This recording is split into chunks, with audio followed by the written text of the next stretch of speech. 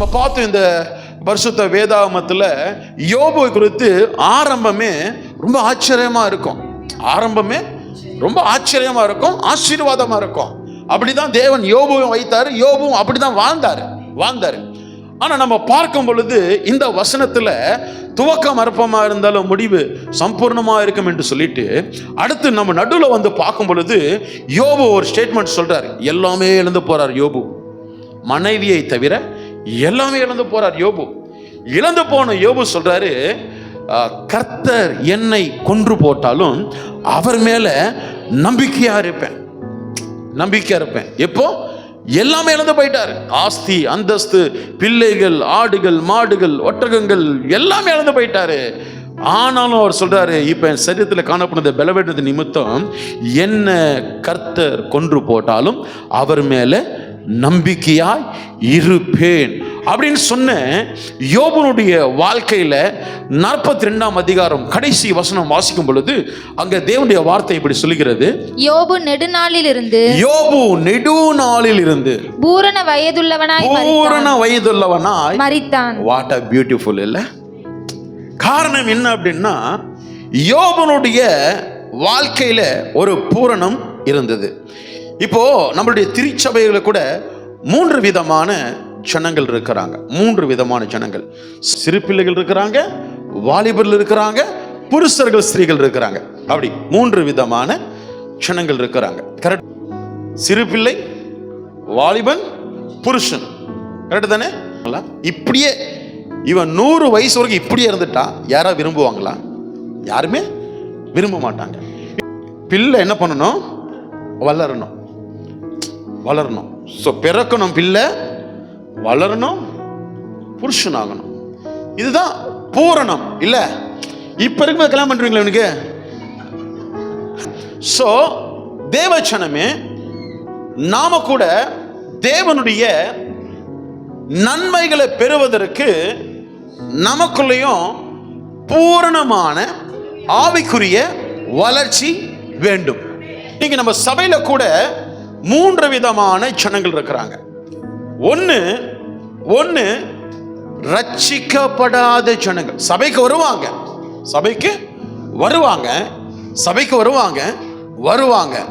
அது 3 மாசமானாலும் வருவாங்க, 6 மாசமானாலும் வருவாங்க, 1 வருஷமானாலும் வருவாங்க, வந்துகிட்டே இருப்பாங்க. ஆனா ரட்சிக்கப்பட மாட்டாங்க. அதாவது கிறிஸ்துவுக்குள்ள பிறக்க மாட்டாங்க. அப்படியே வந்துட்டு என்ன பண்றாங்க? போறவங்களா இருப்பாங்க. வர்றதும் போறதும். ஒன்னு ரட்சிக்கப்படாத கூட்டம். 2வது ரட்சிக்கப்பட்டு வளராத கூட்டம். 3வது வளர்ந்து செயல்படாத கூட்டம். புரியுதுங்களா உங்களுக்கு? புரியுதுங்களா? இப்போ இவன் சாப்பிட வேண்டிய சாப்பாடை நான் யோவானு கொடுத்தா யோவானுடைய பசி தீருமா? யோவான் சாப்பிடுற சாப்பாடை இவனு கொடுத்தா என்னால் சாப்பிட முடியுமா? இப்போ நம்மளுக்கு நிறைய பிரச்சனை இருக்குமா? நிறைய பிரச்சனை இருக்கு. ஒருத்தருக்கு பலவீன பிரச்சனை இருக்கு, ஒருத்தருக்கு கடன் பிரச்சனை இருக்கு, இன்னொருத்தருக்கு ஏதாவது ஒரு நெருக்கம் இல்லை ஏதாவது ஒரு தேவை, அதுக்காக படாத பிரயாசப்படுவாங்க. இப்போ உங்களுக்கு நல்ல பசி இருக்குது, உங்களுடைய பிளேட்ல அந்த பசிக்கு தேவையான ஆகாரத்தை வச்சாச்சு. அந்த ஆகாரம் நான் முழுமையா இஷ்டப்பட்டு சாப்பிட்டாதான் எனக்கு அந்த பசி தீரும். கரெக்டு தானே? இல்லை வச்ச ஆகாரத்தை நான் பார்த்துக்கின்னு அந்த பசி தீருமா? தீராது. நான் என்ன பண்ணணும்? எடுத்து சாப்பிடணும். அப்பதான் அந்த பசி என்ன ஆகும்? தீரும். அதே மாதிரி தேவச்சனமே பரிசுத்த வேதாகத்துல 3 விதமான காரியங்களை நாம பார்க்க போறோம். வேதம் என்ன சொல்லுது? வேதம் சொல்லுது, யோவான் எழுதின புஸ்தகம் 3ஆம் அதிகாரம் 3வது வசனம் இப்படி சொல்லுகிறது. இயேசு அவனுக்கு பிரதியுத்தரமாக மெய்யாகவே உனக்கு சொல்லுகிறேன் என்றார். நல்ல கவனிங்கம்மா. ஆண்டவராக இயேசு கிறிஸ்து சொல்றாரு. என்ன சொல்றாரு அப்படின்னா, அவனுக்கு பிரதியுத்தரமாக ஒருவன் மறுபடியும் பிறவாவிட்டால் தேவனுடைய ராஜ்யத்தை காண மாட்டான் என்று மெய்யாகவே மெய்யாகவே உனக்கு சொல்லுகிறேன் என்றார். யார் தெரியுமா அது? மேல போங்களேன், மேல போங்க. யூதருக்குள்ளே அதிகாரியான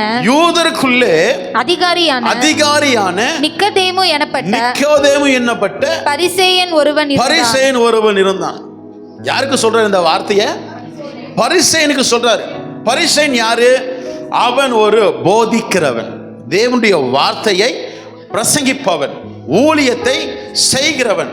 அவனுக்கு ஆண்டவராக இயேசு கிறிஸ்து சொல்றாரு, ஒருவன் மறுபடியும் பிறவாவிட்டால்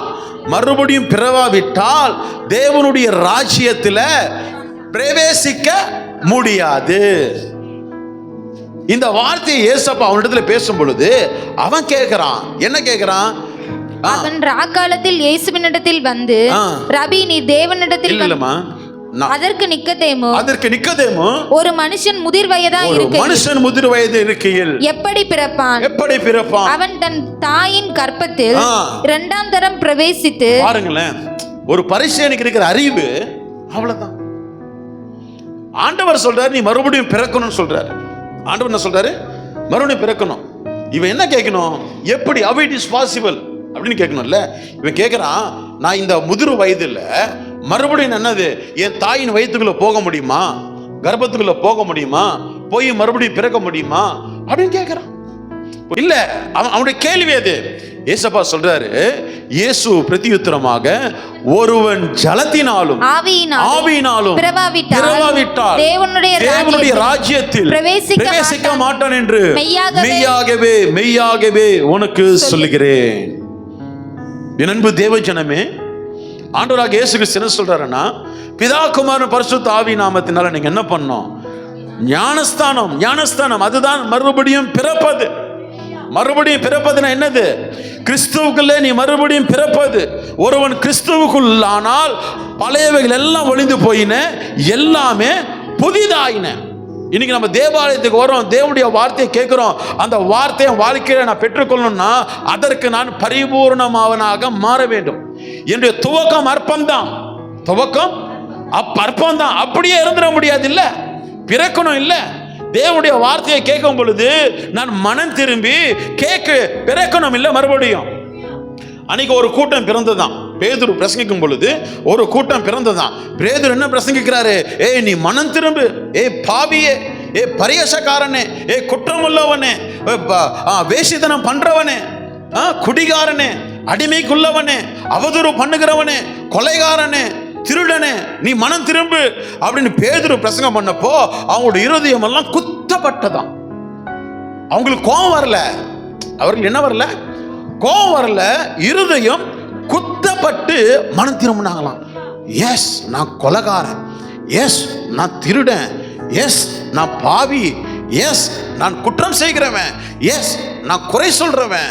ஆமா, இவர் சொல்ற வார்த்தைகள் உண்மைதான். இந்த வார்த்தைகளின் இருதயத்தை குத்துகிறது. இப்போ நான் என்ன பண்ணணும்? மனம் திரும்பு, பரலோக ராஜ்யம் சமீபமா இருக்கிறது. ஞானஸ்தானம் எடு. இதான் இயேசு சொல்றாரு. இங்க இதுதான் இயேசு சொல்றாரு. என்ன பண்ணணுமா? ரட்சிக்கப்படணும். என்ன பண்ணணும்? புதிதாக பிறக்கணும். வேதம் சொல்லுது, அப்போஸ்தலர் எழுதின புத்தகத்தில் 22:16 சொல்லுது, பிறந்து இப்பொழுது நீ தாமதிக்கிறது என்ன? நீ எழுந்து கர்த்தருடைய நாமத்தை தொழுது கொண்டு ஞானஸ்தானம் பெற்று உன் பாவங்கள் போக கழுவப்படு என்றான். என்ன சொல்லுது? இப்பொழுது நீ தாமதிக்கிறது என்ன? நீ எழுந்து. வார்த்தையை கேட்கிற நீ இன்னும் ஏன் தாமதிக்கிற? நீ கிறிஸ்துவுக்குள்ளே பிறக்கணும், மறுபடியும் பிறக்கணும். பிறந்து என்ன பண்ணணும்? கர்த்தருடைய நாமத்தை தொழுது கொள்ளணும். நீ ஜெபிக்கிறவனா இருக்கணும். பிறந்த குழந்தை போலவே இருக்கக்கூடாது. நீ ஜெபிக்கிறவனா இருக்கணும், வளரணும். ஜெபிக்கிறவனா நீ நாமத்தை தொழுது கொண்டு ஞானஸ்தானம் பெற்று உன் பாவங்களை போக கழுவப்படு என்றார். பிறக்கணுமா? பிறந்த குழந்தை போல கிறிஸ்துவுக்குள்ள பிறக்கணும். எப்படி இருக்கணும்? அந்த ஆத்மா எப்படி இருக்கணுமா? அவருடைய நாமத்தை தொழுது கொள்ளணுமா? நான் இன்னைக்கு பரிபூர்ணம் அடைஞ்சிருக்கிறேன்னா இல்ல பரிபூர்ணம் அடையலையா என்பது இப்போ தெரிஞ்சிடும். நமக்கு நம்ம ஆராயணும். இன்னைக்கு எப்பேற்பட்ட ஒரு ஒரு ஒரு ஸ்தானத்துல நாம வந்து உட்கார்ந்துருக்கிறேன், தேவனுடைய வார்த்தையை கேட்கிறேன். இன்னைக்கு தேவன் விரும்புறாரு. அது ஏசப்பா என்ன சொல்றாரு? நீ ஜலத்தினாலும் ஆவியினாலும் பிறவாவிட்டால் தேவனுடைய ராஜ்யத்துல பிரவேசிப்பதில்லை. தேவனுடைய ராஜ்யத்துக்கு பிரவேசிக்காதவன் எப்படி தேவனுடைய ராஜ்யத்தினுடைய வாக்குத்தத்தங்களை சுதந்திரத்துக் கொள்ள முடியும்? என்ன பண்ற? தாமதித்துக் கொண்டிருக்கிற. மனம் திரும்புவதற்கு தாமதம், பாவத்தை விடுறதுக்கு தாமதம், ஊழியம் செய்வதற்கு தாமதம், சாட்சியாய் நிற்பதற்கு தாமதம், எல்லாத்துக்குமே தாமதம். ஆனா ஆண்டவர் என்ன சொல்றாரு? இல்ல, நீ கிறிஸ்துக்குள்ள மறுபடியும் பிறக்கணும். இன்னைக்கு ஒரு ஜபத்தோட கூட இருங்க. ஒரு வேளை இன்னைக்கு நான் எங்கே இருக்கிறேன்? என்னுடைய ரட்சிப்பின் வாழ்க்கையில் நான் சபையில் இருக்கிற மாதிரி தான் காணப்படுறேன், நான் சபையில் இல்லை. நான் வார்த்தையில் இருக்கிற மாதிரி தான் காணப்படுறேன், நான் வார்த்தையில் இல்லை. நான் ரட்சிப்பில் இருக்கிற மாதிரி தான் காணப்படுறேன், நான் ரட்சிப்பில் இல்லை. நான் அபிஷேகத்தில் இருக்கிற மாதிரி தான் காணப்படுறேன், நான் அபிஷேகத்தில் இல்லை. நான் பரிசுத்தமாக வாழ்கிற மாதிரி தான் காணப்படுறேன், நான் பரிசுத்தமாக இல்லை. நான் விசுவாச வாழ்க்கையில் இருக்கிற மாதிரி தான் காணப்படுறேன், விசுவாச வாழ்க்கையில் இல்லை. நான் ஊழியம் செய்கிற மாதிரி தான் இருக்கிறேன், ஆனால் ஊழியத்தை நான் செய்யலை.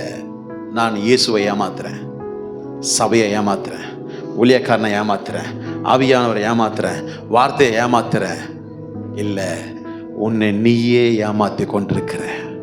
இன்னைக்கு ஆவியானவர் பேசுறாரு. இன்னைக்கு ஒருவேளை நீ விருப்பப்பட்டா, இன்னைக்கு ஆவியானவர் பேசுறாருன்னா, அன்னைக்கு பேதுரு பிரசங்கும் பொழுது இருதயம் குத்தப்பட்டது போல இன்னைக்கு உங்கள் இருதயம் குத்தப்படுமானால், இன்னைக்கு நான் கிறிஸ்துவுக்குள்ள பிறக்கிற பிரயாசப்படுகின்ற ஜபசிந்த உனக்குள்ள இருக்கட்டும். ஜபசிந்த உனக்குள்ள இருக்கட்டும். நீ எந்த மட்டும் குந்தி நடப்ப? நீ எலும்புன்றல, நீ எழுந்து பாவத்திலிருந்து எழுந்து, சாபத்திலிருந்து எழுந்து, தூக்கத்திலிருந்து எழுந்து, சோம்பேறித்தனத்திலிருந்து எழுந்து, முறுமுறுப்பிலிருந்து எழுந்து, துக்கத்திலிருந்து எழுந்து, கட்டுகளிலிருந்து எழுந்து கர்த்தருடைய நாமத்தை தொழுதுகொள். கர்த்தருடைய நாமத்தை தொழுதுகொள். கர்த்தருடைய நாமத்தை தொழுதுகொள். செபிக்கிறவனா மாறு. இன்னைக்கு டேட்ல ஆண்டவர் எதிர்பார்க்கிற காரியம், போதகர்களா இருக்க வேண்டிய நீங்கள் இன்னும் என்ன பண்றீங்களா? பால் குடிக்கிற குழந்தைகள் போல இருக்கிறீங்களா? பால் குடிக்கிற குழந்தைகள் போல இருக்கிறீங்களா? வாயில கைவி. இப்போ இந்த பையன் வாயில கையை வச்சா பார்க்கறதுக்கு எப்படி இருக்குது? கியூட்டா இருக்குது, அழகா இருக்குது. கேட்டா நீங்க வளருங்க. இப்போ ஜெரம் வாயில கை வச்சு, அப்பா அப்பா அப்பா எனக்கு ஐஸ்கிரீம் வாங்கி கொடுப்பா, அப்பா அப்பா அப்பா எனக்கு பாப்கார்ன் வேணும்ப்பா, அப்பா அப்பா அப்பா அப்பா எனக்கு பலூன் வேணும்ப்பா அப்படின்னு ஜெரம் வாயில வச்சு கேட்டான்னா அவங்க அப்பா என்ன பண்ணுவார்? உடனே என்ன பண்ணுவார்? இப்போ டேனி வாயில கைவி, அப்பா அப்பா அப்பா எனக்கு ஐஸ் வேணும்ப்பா, அப்பா அப்பா அப்பா எனக்கு பிஸ்கட் வேணும்ப்பா, அப்பா அப்பா அப்பா எனக்கு சோடா வேணும்ப்பா, அப்பா அப்பா அப்பா எனக்கு பலூன் வேணும்ப்பான்னு கேட்டா அவங்க அப்பா என்ன பாரு? இன்னைக்கு ஏசப்பாவும் அப்படிதான். இயேசுக்குள்ள பிறந்த நீங்க வளராம இருந்தீங்க அப்படின்னா ஏசப்பாவும் வெட்கப்படுவார். ஏசப்பா வெட்கப்படுற வாழ்க்கையில நீங்க எப்படி வாக்குத்தத்தங்களை சுதந்திர கொள்ள முடியும்? ஏசப்பா எப்படி உங்களை பரிபூர்ணமாய் ஆசீர்வதிக்க வேண்டும் என்று விருப்பப்படுகிறாரோ, ஏசப்பாவும் நீங்களும் பரிபூர்ணமாய் வளர வேண்டும் என்று சொல்லி ஏசப்பா ஆசைப்படுகிறார். ஒரு தகப்பனுடைய ஆசை. இன்னைக்கு வளர்றதுக்கு நான் என்ன பண்றது கிடையாது, வளர்றதுக்கு விருப்பப்படுறது கிடையாது. வேதம் சொல்லுது ஒருவன் கிறிஸ்துவுக்குள்ள பிறந்தவன் என்ன பண்ணணும்? 1 பேதுரு எழுதின புஸ்தகம் 2ஆம் அதிகாரம் 1 வசனம் சொல்லுது, யார் வளருவா? ருசி பார்க்கணுமா? யார் வளருவா? இன்னைக்கு நான் எல்லாத்தையுமே ருசி பார்க்கிறேன். எங்க வரல தெபோரா ஜாஷ்வா? நேற்று பிரியாணி சூப்பராக இருந்தது. சான்ஸ் இல்லை, ஒண்டர்ஃபுல்லாக இருந்தது பிரியாணி. 65 சூப்பராக இருந்தது, நல்லா டேஸ்ட் பண்ணேன். அடுத்து மட்டன் பிரியாணி ஆர்டர் பண்ணலான்னு இருக்கேன் அவங்களுக்கு, நம்மளுடைய சபை ஊழியத்துக்கு. செம்ம டேஸ்டாக இருந்தது. ஏன் அடுத்தது ஆர்டர் பண்ணலான்னு இருக்கேன் நான்? டேஸ்ட் ருசி பார்த்தீங்க அப்படின்னா நீங்க வளருவீங்க. ஆனா ருசி பார்க்காததுனால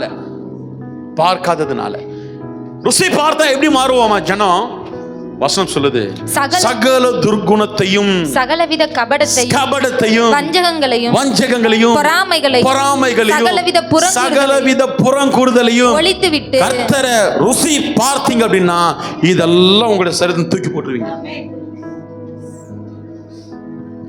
ஏசப்பா தய உள்ளவர் என்பதை நான் டேஸ்ட் பண்ண ஆரம்பிச்சிட்டேன் அப்படின்னா, டேஸ்ட் பண்ண ஆரம்பிச்சிட்டேன்னா எனக்குள்ள துர்குணம் இருக்காது. என்ன குணம் இருக்காது? துர்குணம், துர்மார்க்க குணம். எவ்வளவு சொன்னாலும் கேட்க மாட்டாங்க, எவ்வளவு சொன்னாலும் கேட்க மாட்டாங்க, எவ்வளவு சொன்னாலும் கேட்க மாட்டாங்க. மது நாட்டுக்கு, வீட்டுக்கு, உயிருக்கு கேடு. கவர்மெண்ட் எழுதியிருப்பான், என்ன எழுதியிருப்பான்? மது நாட்டுக்கு, வீட்டுக்கு, உயிருக்கு கேடு. இந்த அருவு கட்ட முண்டங்க அதை படிச்சுட்டு வாங்கி குடிக்குங்க. துர்குணம், துர்குணம், துர்குணம். அது என்ன பண்ணுவாங்க? விட்டுருவாங்களாம். இந்த சிகரெட் பெட்டி இருக்கு பாருங்க, சிகரெட். நான் பயங்கரமா ஸ்ட்ரெயின் ஸ்மோக்கர் ஒரு டைம்ல. அந்த சிகரெட் அட்டையில ஒரு படம் போட்டிருப்பான், smoking injuries to your health.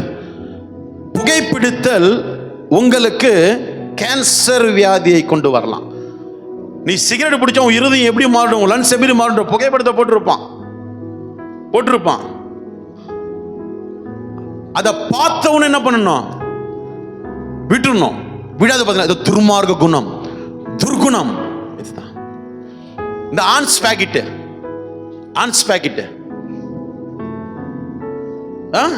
இந்த மாவா, இதெல்லாமே போட்டிருப்பான். ஏய் மடையா, முட்டாள், இதெல்லாம் நீ பயன்படுத்தினா உன் இருதயம் இப்படி ஆயிடும், நீ செத்து போயிடுவ, சீக்கிரமா வியாதியில செத்து போயிடுவ. இதெல்லாம் யூஸ் பண்ணாத, அவனே போடுவான். ஆனா நம்ம என்ன பண்ணுவோம்? அது என்ன பண்ணுவோம்? ஏசப்பாவை ருசி பார்த்தால் எவ்வளவு தயவுள்ள தெய்வம், எவ்வளவு தயவுள்ள தெய்வம். நான் பண்ற அநியாயத்தை என் மனைவியால சகிக்கவே முடியல, எங்க அப்பால சகிக்கவே முடியல, எங்க அம்மால சகிக்கவே முடியல, நான் வேலை செய்யற இடத்துல அவங்க சகிக்க முடியல. ஆனா ஏசப்பா சகித்தாரே, ஏசப்பா சகித்தாரே, ஏசப்பா சகித்தாரே. எவ்வளவு தயவுள்ள தெய்வம் இல்ல? அந்த ஏசப்பாக்காக என்ன பண்ணுவேன்? இந்த துர்குணத்தை விட்டுருவேன்.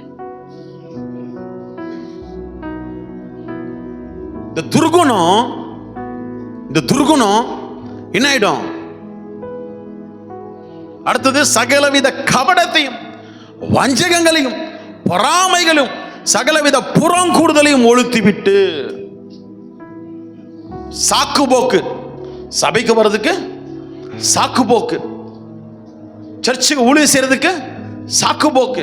நான் டேஸ்ட் பண்ண அப்படின்னா நான் என்ன பண்ணுவேன்? சாக்கு போக்கு சொல்ல மாட்டேன். மூணாவது, நீங்கள் வளரும்படி புதிதாய் பிறந்த குழந்தைகளை போல திருவசனமாகிய கலங்கமில்லாத ஞானப்பாலின் மேல் வாஞ்சியாயிருங்கள். எத்தனை பேர் வளரணும்னு ஆசைப்படுறீங்க? எத்தனை பேர் ஆசைப்படுறீங்க? எது மேல வாஞ்சியா இருக்கணுமா? இப்போ பிறந்த குழந்தைக்கு என்ன குடிக்கும்? ஒரு குழந்தையினுடைய வளர்ச்சி முக்கிய காரணம் என்ன? தாய்ப்பால். கேட்டதானே? தாய்ப்பால். ஒரு பிறந்த குழந்தை நல்ல வளர்ச்சி வேண்டுமானால் அந்த குழந்தை எலும்புகள், அந்த குழந்தை நரம்புகள், அந்த குழந்தையினுடைய சரீரம், அந்த குழந்தையினுடைய அவயங்கள் நல்ல வளர்ச்சி அடையணும் அப்படின்னா தாய்ப்பால் மிகவும் அவசியம். கரெக்டு தானே? வேதமாக தான் சொல்லுது, நீங்கள் வளரணும்னா இந்த துர்குணத்தை விடுங்க, கபடத்தை விடுங்க, வஞ்சகங்களை விடுங்க, பொறாமைகளை விடுங்க, சகலவித புறங்கூறுதலை ஒழித்துவிட்டு வளரும்படி புதிதாய் பிறந்த குழந்தைகளைப் போல திருவசனமாகிய கலங்கமில்லாத ஞான பாலின் மேல் வாஞ்சையாயிருங்கள். எது மேல வாஞ்சியா இருக்கணுமா? வசனத்தை பால் குடிக்கிறது போல குடிக்கணுமா? தேவனுடைய வசனத்தை பால் குடிக்கிறது போல, தாயினுடைய மார்பகத்துல குழந்தைகள் எப்படி பால் குடிப்பார்களோ அப்படியாய் திருவசனமாகிய கலங்கமில்லாத ஞான பாலின் மேல வாஞ்சியா இருங்க. எதுக்கு வாஞ்சியா இருக்கணும்? வளரும்படி. ஒரு ரட்சிக்கப்பட்டவன், கிறிஸ்துவுக்குள்ளே பிறந்தவன் 4 விதமான வளர்ச்சி தேவை. எத்தனை விதமான வளர்ச்சி சொல்லுங்க? 4 விதமான வளர்ச்சி. அவன் ரட்சிப்புல வளரணும், அன்புல வளரணும், விசுவாசத்துல வளரணும், கிருபையில வளரணும். சொல்லுங்க 4 என்னது? 1 ரட்சிப்பு. உன்னுடைய ரட்சிப்பை நீ பாதுகாத்துக்கிட்டே இருக்கணும். அந்த ரட்சிப்பில் வளர்ந்துக்கிட்டே இருக்கணும். ரட்சிப்பில் வளரணும் அப்படின்னா நீ நீ நீ திருவசனமாகிய கலங்கமில்லாத ஞான பாலின் மேல வாஞ்சியா இருக்கணும். நீ நீ வசனத்துல வளர ஆரம்பிச்சனா டிராமா பண்ண மாட்ட. வசனத்துல வளர ஆரம்பிச்சா டிராமா பண்ண மாட்ட. டிராமா ஆக்டிங் உனக்கு இருக்காது. ஆக்டிங் உனக்கு இருக்காது. ஆட்களுக்கு ஏத்த மாதிரி பக்தி இருக்காது. நேரத்துக்கு ஏத்த மாதிரி பக்தி இருக்காது. சூழ்நிலைக்கு ஏத்த மாதிரி பக்தி இருக்காது. நீ திருவசனமாகிய ஞான பாலின் மேல நீ வளர ஆரம்பிச்சிட்ட அப்படின்னு சொன்னா ஒவ்வொரு நாளும் உன்னுடைய ரட்சிப்பில் வளர்வதற்காக நீ பிரயாசப்படுவ. ஆமென் சொல்லுவோமா? அல்லேலூயா சொல்லுவோமா? 2 கொரிந்தியர் எழுதின புஸ்தகம் 8:7 வாசிங்க. அல்லாமலும் விசுவாசத்திலும் போதிப்பிலும் அறிவிலும் எல்லாவித ஜாக்கிரதையிலும் எங்கள் மேலுள்ள உங்கள் அன்பிலும் மற்ற எல்லா காரியங்களிலும் நீங்கள் பெருகி இருக்கிறது போல இந்த தர்ம காரியத்திலும் பெருக வேண்டும். என்ன பியூட்டிஃபுல் இல்ல? ஹலோ, என்ன ஆச்சரியம் பாருங்கள் இந்த வசனம்.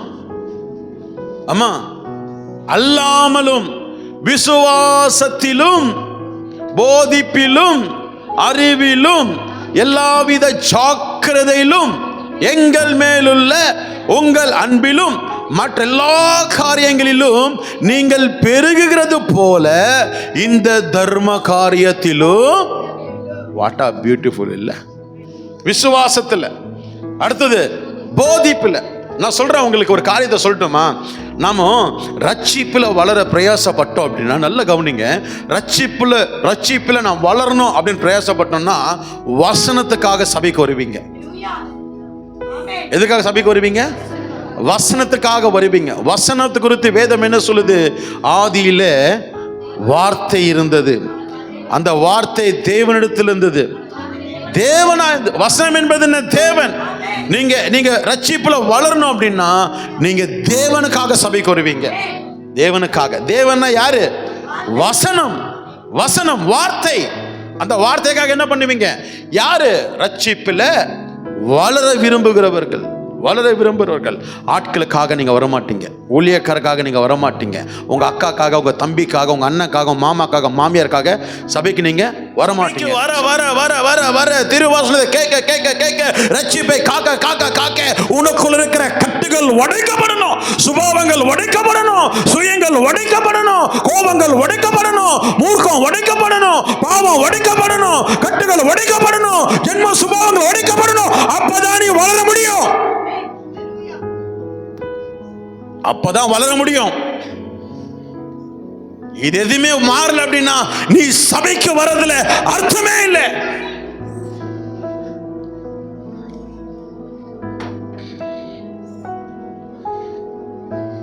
சபைக்கு வர்றதுல அர்த்தமே இல்லை. தர்ம காரியமா? நீ விசுவாசத்துல வளருவது தர்ம காரியம், போதிப்பில வளருவது தர்ம காரியம். போதிப்பில் என்ன தெரியுமா? ஆவியானவர் உனக்கு என்ன சொல்லுகிறாரோ அதன்படி வாழ்வதற்கு நீ பிரயாசப்படணும். ஆவியானவர் ஒரு முறை உன்னோட ஒரு காரியத்தை பேசினார் அப்படின்னா அது அது மனம் திரும்பு, ஆர் ஆர் நீ இதுல பலப்படு, ஆர் இதை நீ செய்யாத, அல்லது இதை தேவன் உனக்கு செய்ய போறாரு, அல்லது இதுக்கு நீ ஒப்புக்கொடு, இதற்கு அர்ப்பணி அப்படின்னு ஆவியானவர் உன்னோடு பேசினாருன்னா, அதே காரியத்தை 2வது முறை பேசினாருன்னா, நோ டவுட் 2வது முறை பேசினாருன்னா, நீ ஆயத்தமாயிடணும், என்னுடைய பக்கம் பரலோகம் இருக்கு, அதற்கேத்த அறிவிலும், அதுக்கேத்த அறிவிலும், ஹலோ, எல்லாவித ஜாக்கிரதையிலும். ஒரு முறை ஆவியானவர் பேசிட்டாரு, அதே காரியத்தை மறுபடியும் என் மூலமாகவோ இல்ல வேற ஏதாவது ஊழியக்கார மூலமாகவோ இல்ல மறுபடியும் வார்த்தை மூலமாகவோ 2வது முறை உங்கள்கிட்ட பேசிட்டாருன்னா, நோ டவுட் நீ வளர விரும்புகிறார் ஆண்டவர். துர்குணத்தை விட்டு, வஞ்சகங்களை விட்டு, பொறாமைகளை விட்டு என்ன பண்ணும், நீ வளர வேண்டும் என்று சொல்லி ஆவியானவர் விருப்பப்படுகிறார். அதனால சொல்றாரு, போதிப்பிலும் அறிவிலும் எல்லாவித ஜாக்கிரதையிலும். நீ ஃபர்ஸ்ட் ரட்சிப்புல வளர பிரயாசம் பண்ணு. ரட்சிப்புனா என்ன? விசுவாச வாழ்க்கையை நான் பலப்படுத்துவது. விசுவாச வாழ்க்கையை நான் பலப்படுத்துவது. விசுவாச வாழ்க்கையை பலப்படுத்துவது என்ன? நான் அன்பிலே வளருவது. வேதம் என்ன சொல்லுது? உங்கள் அன்பிலும். இன்னைக்கு நம்ம எதில வளர்றோம்? இப்ப துவக்கம் அற்பம் தான். நீ இப்பதாம சபைக்கு வர, 1 வருஷமா சபைக்கு வந்த, இப்ப நீ ரட்சிக்கப்பட்ட, அற்பம் தான். ஆனா அப்படியே இருந்துருவியா? இப்ப ஜெரோமுக்கும் டேனிக்கும் வித்தியாசம் இருக்குல்ல. நீங்களே சிரிக்கிறீங்களா? இவன் கையை வச்சா கியூட்டா ரசிக்கிறீங்க, அதே டேனி கையை வச்சா சிரிக்கிறீங்க இல்ல? வை? உங்களுக்கு சிரிப்பு வருதுன்னா அப்ப தேவனுக்கு எவ்வளவு அவமானமா இருக்கும் இல்ல? எவ்வளவு அவமானமா இருக்கும். இதுல பரிபூர்ணம் அடையணுமா? விசுவாசம் என்பது என்ன? விசுவாசம் என்ன? இப்போ உன் சூழ்நிலை சரியில்லை தான், அது உனக்கே நல்லா தெரியும், உன்னோட தேவனுக்கு நல்லா தெரியும். ஆனா உனக்கு ஒரு வார்த்தை கொடுத்துருக்காருல்ல, நீ விசுவாசித்தா தேவனுடைய மகிமையை காண்பாய். இன்னைக்கு நான் விசுவாசி தான், ஆனா விசுவாசத்துல வளர மாட்டேன். உனக்கு தலைவலி வந்தா ஆராதனை விட்டுருவேன், வயிற்று வலி வந்தா ஆராதனை விட்டுருவேன், உன் வீட்டுக்கு ஒரு சொந்தக்காரங்க வந்தா ஆராதனை விட்டுருவேன், உனக்கு டயர்ட் ஆச்சுன்னா ஆராதனை விட்டுருவேன், உனக்கு ஏதாவது டென்ஷன் வந்துச்சுன்னா ஆராதனை விட்டுருவேன், உனக்கு ஏதாவது டிஸ்டர்பன்ஸ் வந்துச்சுன்னா ஆராதனையை விட்டுருவேன். இதுதான் விசுவாசமா? இது விசுவாசம் கிடையாது. அற்ப விசுவாசியே ஆண்டவர் சொல்றார். அற்ப சுயநல விசுவாசியே, கீழ்ப்படியாத விசுவாசியே. இதுக்கெல்லாம் காரணம் என்னது? விசுவாசின்னு என்ன தெரியுமா? விசுவாசம் தெரியுமா? நம்பப்படுகிற உறுதி. நீ ஆலயத்துக்கு வரன்னா ஒரு நம்பிக்கை இருக்கணும். முகாந்தாரம் இல்லாமல் தேவாலயத்துக்கு நீ வர்றது கிடையாது. முகாந்தாரம் இல்லாம தேவனுடைய ஆலயத்துக்கு இன்னைக்கு நீ தேவாலயத்துக்கு போறன்னா you will get benefit. நீ நன்மையை பெறுவ, நீ ஆசீர்வதிக்கப்படுவ, நீ விடுவிக்கப்படுவ, தேவன் உன்னோட பேசுவாரு, தேவனுடைய சத்தத்தை நீ கேட்க போற. இது விசுவாசம். அவிசுவாசம் என்ன தெரியுமா? அவரு கத்துவாரு, அவர் பேசுவாரு, அவர் என்னக்காக தான் பேசினாரு, அவர் அந்தக்காக தான் பேசினாரு, அவர் இந்த என்னக்காக தான் பேசினாரு. நான் அப்பயே நினைச்சேன் இந்த மாதிரிலாம் அவர் என்ன பண்ணுவார், பிரசங்கம் பண்ணாருன்னு சொல்லிட்டு அப்படியே தான் பேசினாரு. நீ என்ன நினைச்சியோ அதான் உனக்கு நடக்கும். ஏன்னா நீ அப்படித்தானே வர சபைக்கு எப்படி வர? அப்படித்தானே வர. ஆனா விசுவாசம் என்னது? நம்பப்படுகிற உறுதி. என் வாழ்க்கை எப்படி இருந்தாலும், சூழ்நிலை எப்படி இருந்தாலும், நேரம் எப்படி இருந்தாலும், பலவீனம் எப்படி இருந்தாலும், நான் நம்புறேன் அவரால் என்ற காரியம் நடக்கும். அப்படிதான் சபைக்கு வரணும். காணப்படாத நிச்சயம். இப்ப என் சூழ்நிலை சரியில்லப்பா, ஆனா நான் தேடுறது, நான் விசுவாசிக்கிறது, நான் ஜெபிக்கிறது, நான் கொடுக்கிறது, நான் பிரயாசப்படுறது, நிச்சயமா முடிவுண்டு. நிச்சயம். ஏனோ தானே வந்து போறிய, வளரல. நீ நீ நீ நீ கிறிஸ்துக்குள்ள பிறந்துட்ட அப்படின்னா மற்றவனை பார்த்து உண்ட பக்தி இருக்கக்கூடாது. அனல் மூட்டணும். என் ரட்சிப்புல நான் வளரணும்னு சொன்னா சபை என்கின்ற அனல் எனக்கு வேணும், வார்த்தை என்கிற அனல் எனக்கு வேணும், ஆராதனை என்கின்ற அனல் எனக்கு வேணும், ஐக்கியம் என்கின்ற அனல் எனக்கு வேணும். இந்த அனல் மூட்டும் பொழுது என் ரட்சிப்பு சரியான வலையில வளரும். என் விசுவாசம் சரியானதுல வளரும். எந்த நாய் என்ன சொன்ன எனக்கு என்ன, எனக்கான காரியங்களை என் ஆண்டவர் செய்து முடிப்பார் என்று சொல்லி அந்த நாயோட நீ என்ன பண்ணுவ, எதிர்த்து நிற்ப. தவிர அந்த நாயினுடைய வார்த்தைகளை செவி கொடுத்து நீயும். நாய் என்ன பண்ணுமா, தன் கக்கினதை தின்னும். உன்னுடைய விசுவாச வாழ்க்கை நாயை மனம் திரும்ப வைக்கணும். கடினமா இருக்க வார்த்தைகள் உணர்வடைங்க. நான் வளராத காரணம் என்ன? சொந்த பேச்சு ஜாஸ்தி. என் விசுவாசத்தை பலப்படுத்தின விதைகள், அந்த விதைகள் என்ன ஆகும், உடனே முளைச்சிடாது. ஆனா நிச்சயமாய் நான் சுதந்திரித்துக் கொள்ளுவேன். நான் விதைத்த விசுவாசத்தின் விதைகள், ஊழியங்கள், எல்லா கிரியைகளுக்கான பலனு நிச்சயமா உண்டு. அன்பில்ல, அன்பை புரிந்து கொள்ளவும் தெரியல, அன்பை புரிந்து கொள்ளவும் தெரியல. இந்த பவுல் பக்தன் ஜெபிக்கிறார். பவுல் பக்தன், ஐயா இந்த முள்ளு என்னால தாங்க முடியல, இந்த வலி என்னால தாங்க முடியல, இந்த வேதனை என்னால தாங்க முடியல, இது எனக்கு ரொம்ப பாரமா இருக்கு, தயவு செய்து இதுல இருந்து எனக்கு விடுதலை தாங்க, விடுதலை தாங்க, விடுதலை தாங்க. ஆண்டவர் சொல்லிட்டார், நோ நோ நோ. அப்ப என்ன இதுக்கு முடிவு? என் கிருபை உனக்கு போதும். கிருபையில வளர ஆரம்பிச்சிட்டான் பவுல். கிருபையில வளர ஆரம்பிச்சிட்டான். கிருபையில் என்ன? நீ எப்பேற்பட்ட சூழ்நிலை இருந்தாலும் அந்த கிருபை போதுமானது. நீ உண்மையாயிரு, சர்ப்பம் உன்னை கொத்தும். நீ உண்மையா இருந்தா சர்ப்பம் என்ன பண்ணும்? கொத்தும். ஆனா அந்த சர்ப்பம் தான் செத்து போகுமே தவிர உனக்கு சேதம் வராது. அந்த கிருபை உனக்கு போதும் என்று சொன்னார் என் ஆண்டவர். ஹலோ, நீ போய் சுவிசேஷத்தை அறிவி. உன்னை சிறைபிடிப்பாங்க, உன்னை அடிப்பாங்க, உன்னை வதைப்பாங்க, உன்னை கட்டுவாங்க, உன்னை துன்பப்படுத்துவாங்க. என் கிருபை உனக்கு போதுமானது. இவ்வளவு பிரச்சனையிலும் அவர்கள் துதித்த பொழுது அஸ்திபாரம் அசைந்தது, கதவுகள் திறந்தது, கட்டுகள் அறுந்தது. அந்த கிருபை போதுமானதாய் இருந்தது. அவர் சொல்றாரு, நல்ல போராட்டத்தை போராடினேன், விசுவாசத்தை காத்து கொண்டேன், ஓட்டத்தை முடித்தேன். இது முதற்கொண்டு என்ன இருக்குதான் நீதியின் கீழம். காரணம் என்ன? அந்த கிருபை போதுமானதாய் இருந்தது. இன்னைக்கு நமக்கு பேசுவோம், ரட்சிக்கப்பட்ட பேசுவோம், விசுவாசி பேசுவோம், அன்பு அன்பை குறித்து பேச சொன்னா நம்ம ஆட்களை மாதிரி அன்பு செலுத்துறதுக்கு வெறும் பேச்சில தான், கிரியில இருக்காது.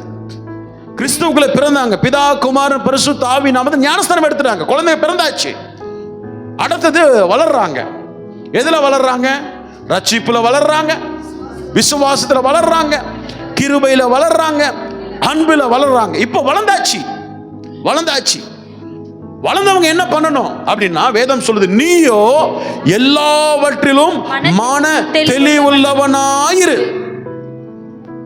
எல்லாவற்றிலுமே உன்னை தூஷிப்பாங்க, உன்னை துக்கப்படுத்துவாங்க, உன் மேல தவறான புகார் சொல்லுவாங்க, உன்னை அவமானப்படுத்துவாங்க, உன்னை கேலி பண்ணுவாங்க, உன்னை கிண்டல் பண்ணுவாங்க, உன்னை எகத்தாளம் பண்ணுவாங்க, நீ எல்லாம் வேஸ்ட்னு சொல்லுவாங்க, உன் பின்னாடி சிரிப்பாங்க, முன்னாடி சிரிப்பாங்க, 10 பேர்கிட்ட சொல்லி சிரிப்பாங்க, நீ செய்கிறது எல்லாத்தையும் பார்த்து நகைப்பாங்க, எல்லாமே நடக்கும். ஆனால் மன தெளிவுள்ளவனாயிரு, மன தெளிவுள்ளவனா இரு.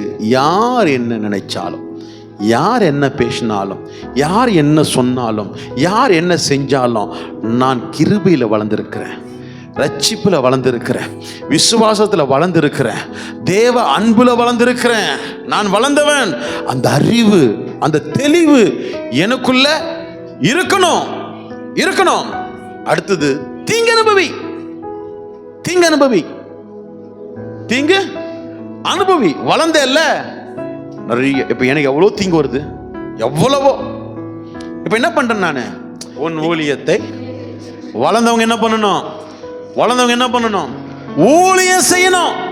சுவிசேஷம் சொல்லணும், நற்செய்தி அறிவிக்கணும், இயேசுவை குறித்து பேசணும், இயேசுவை குறித்து சொல்லணும். நீ பெற்றுக்கொண்ட நன்மையை நினைக்கணும், நீ பெற்றுக்கொண்ட தேவனுடைய ஆசீர்வாதங்களை, அற்புதங்களை, அதிசயங்களை நீ விவரிக்கணும் மற்றவங்களுக்கு. இன்னைக்கு நமக்கு சபைக்கு பைபிள் சுமந்துட்டு வர்றதுக்கு ஃபீலிங் சை எல்லாருக்கும் இல்லை, சிலருக்கு. யாராவது பார்த்தா நம்ம என்ன நினைப்பாங்க? ஃபீலிங் சை இல்லை, ஃபீலிங் சை கிடையாது. நான் வளர்ந்துருக்கிறேன், என்னை என் வாழ்க்கையை மாற்றுகிற பரிசுத்த வேதாகமத்தை நான் சுமப்பேன். நான் வளர்ந்துருக்கிறேன். ரெண்டாவது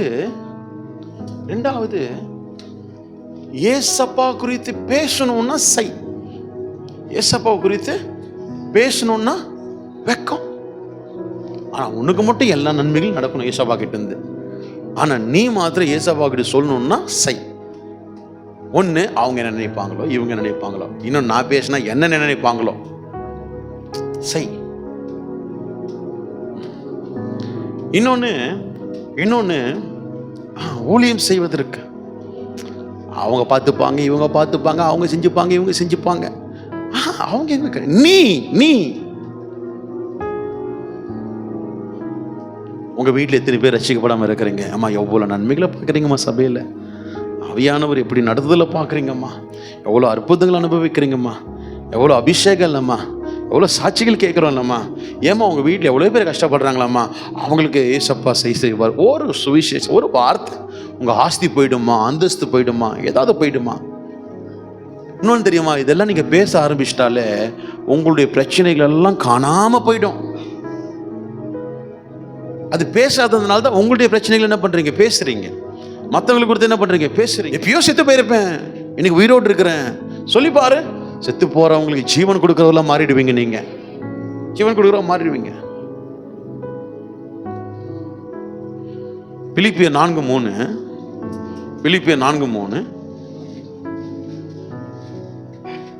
அன்றியும் என் உத்தம கூட்டாளியே, அவர்களுக்கு உதவியாய் இருக்கும்படி உன்னையும் வேண்டிக் கொள்ளுகிறேன். அவர்கள் கிளம்பந்து வளர்ந்தவங்க என்ன பண்ணணும்?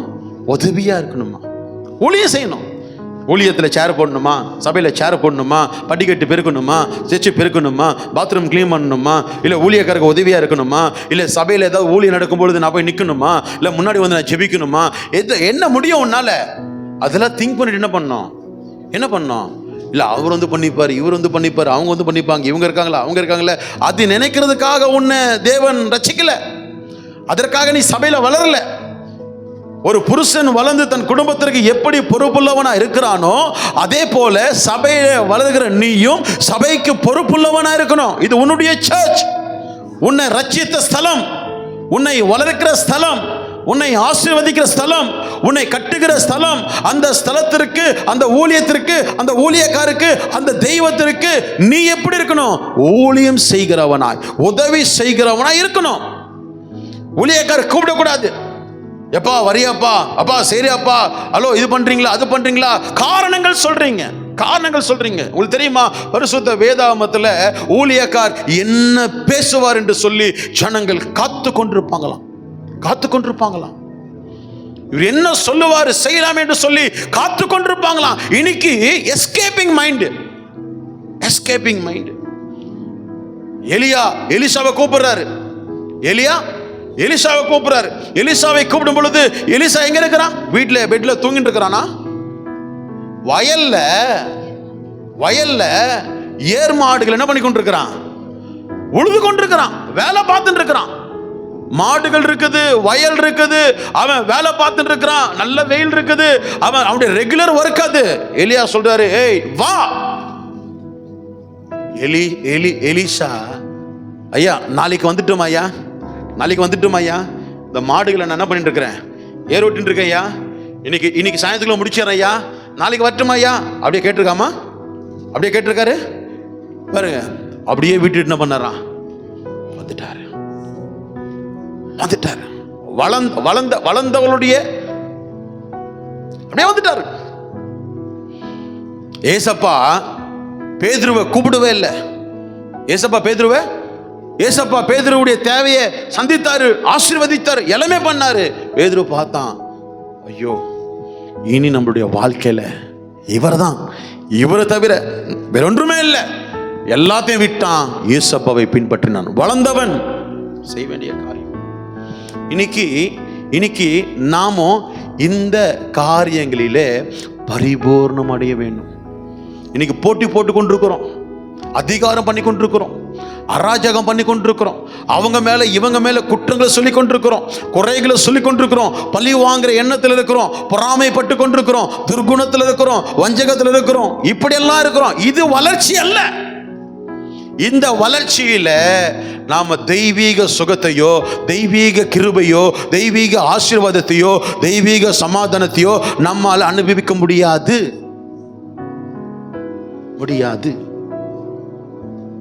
அப்போ தேவன் இன்னைக்கு எதிர்பார்க்கிற காரியம், நான் கிறிஸ்துவுக்குள்ள பிறந்த பிறகு நான் வளர்ந்து என்னுடைய கடமைகளை செய்ய வேண்டும்.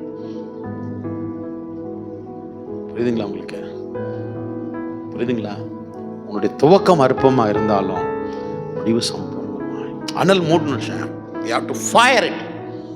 அந்த அனல் பற்றி எரிய எரிய எரிய எரிய எரிய வாழ்க்கை தக தக தக தக தக தகன்னு ஆண்டவர் மாற்றுவார். அந்த ஆசீர்வாதத்தை சுதந்திரித்துக் கொள்ளும் வரைக்கும் நீ சரியில்லைன்னு சொல்லுவார். ஆபிரகாமே, நான் சர்வ வல்லமையுள்ள தேவன், எனக்கு முன்பதாக நீ உத்தமனாய் நட சொல்லுவார். ஆமென். புரியுதுங்களா? துவக்கம் அற்பமா இருந்தாலும் முடிவு சம்பூர்ணமா இருக்கும்.